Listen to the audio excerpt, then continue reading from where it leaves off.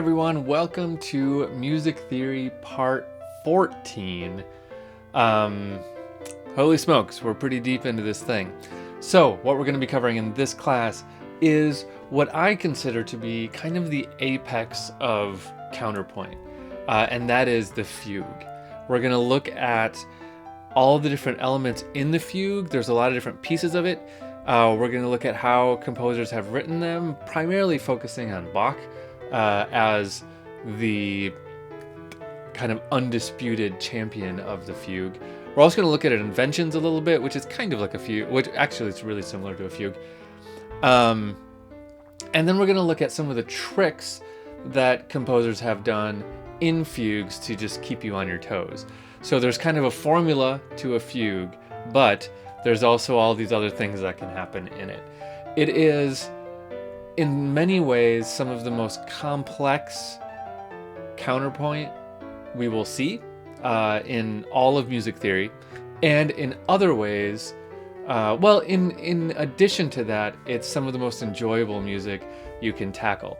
I love listening to these, and I really think that after this class, if nothing else, you'll be able to listen to this music with a whole new appreciation and a whole deeper understanding of what's happening. Not to mention knowing how to write them yourselves and analyze them. So let's dive in and talk about fugues and inventions.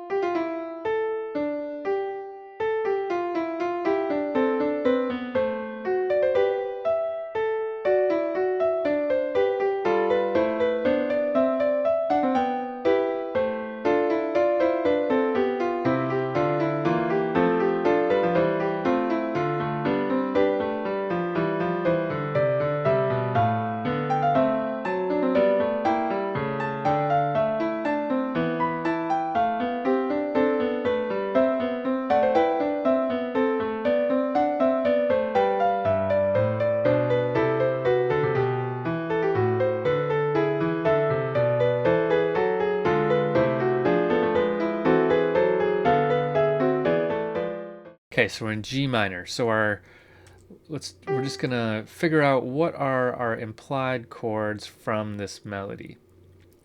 Okay, so G, D, B. There's our B flat. There's our arpeggio, right? So we can label this by writing the word counter subject, but also we could write CS for counter subject. And in some cases, you have more than one counter subject, so you might call this CS1. I don't think we have more than one counter subject, so let's for now just call it CS. Okay, so here we have answer and counter subject. Okay, now is when it gets a little trickier.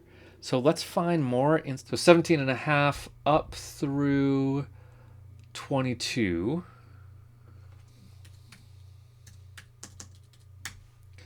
What's happening here? We're getting the answer in the bass, and we're getting free counterpoint everywhere else. For our next trick, that's kind of weird to put it that way. I didn't mean that to come out as like it was a magic trick, but it's kind of a magic trick. I want to talk about stretto, and stretto is a technique that we use. It's something we can do to this subject. Now, in order to demonstrate this, I'm going to switch over to